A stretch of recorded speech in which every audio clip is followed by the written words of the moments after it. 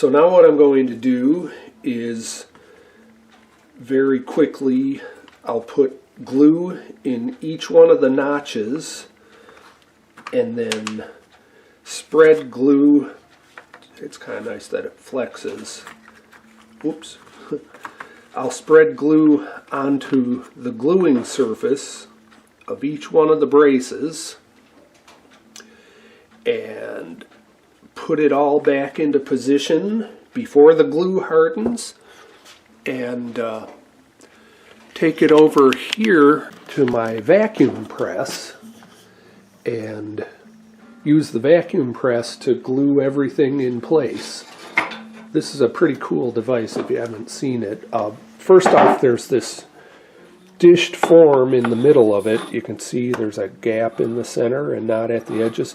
It's dished to a 28-foot radius, and so the soundboard itself will have a 28-foot radius when it's finished being built. So this is pretty cool. You put your workpiece in there and then close the lid and turn on the vacuum, and it sucks all the air out. And I can regulate the amount of pressure, but basically what it does is uses the weight of the atmosphere as a clamp, and the less pressure you have in there, the tighter the clamping pressure. One nice thing about this, especially with so many braces, is I can do everything at once. It would be really tedious and inaccurate if I was to use separate little clamps to try to clamp down every one of those braces. I couldn't do them all at the same time, and I'd have uneven clamping pressure, whereas this thing distributes the pressure very evenly.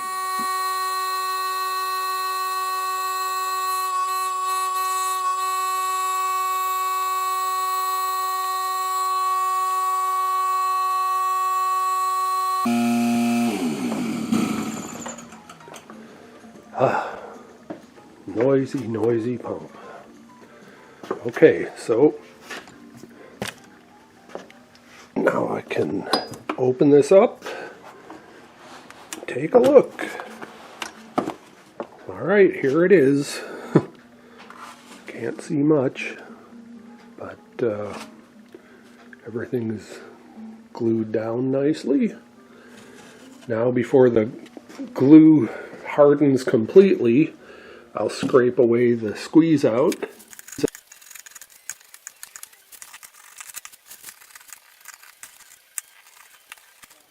Well, that cleaned up the squeeze out pretty nicely. There's a couple little beads here and there that I still see, so I have to get those.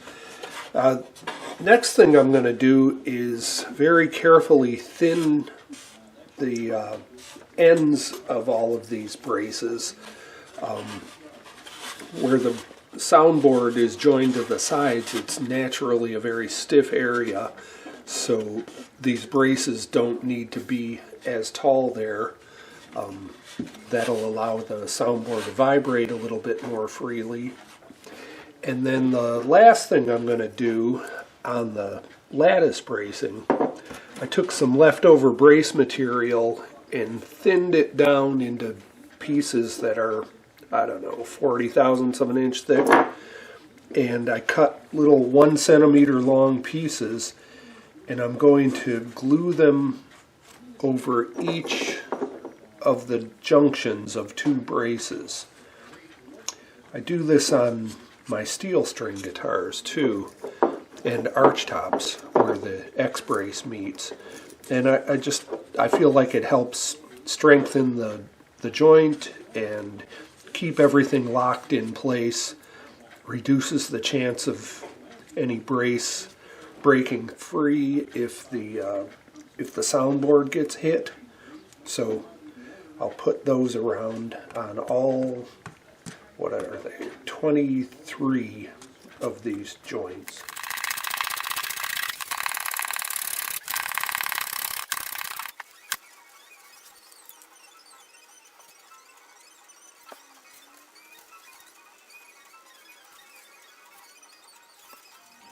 Okay, you can see the caps on all the braces. And so now what I have left to do is glue these two big structural braces onto the soundboard and then just shape them a little bit.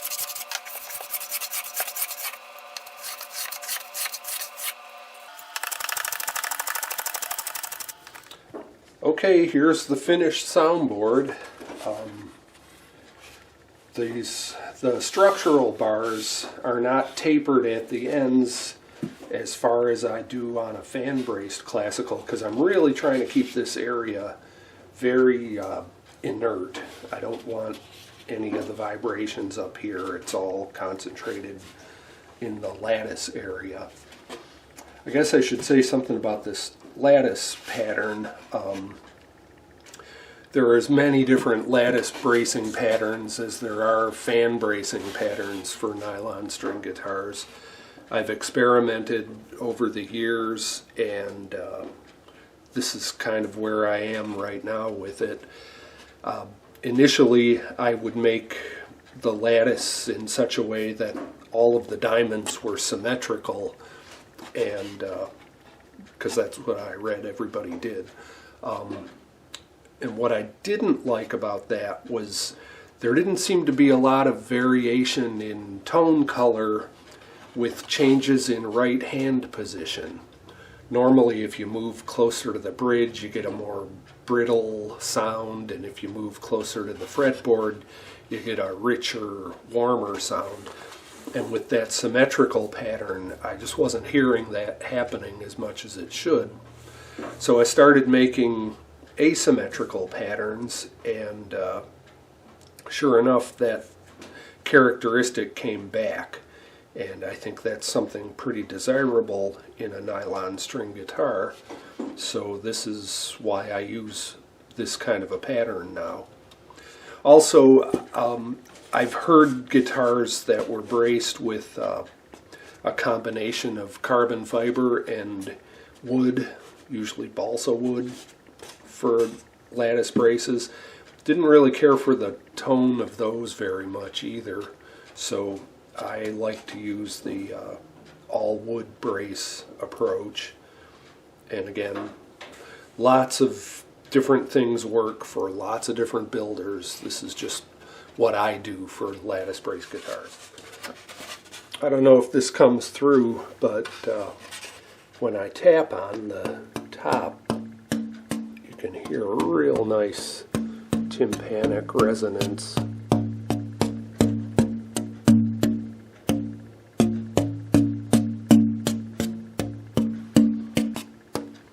And when I move my finger around to different parts of the top, the pitch changes, which is absolutely what I want to hear.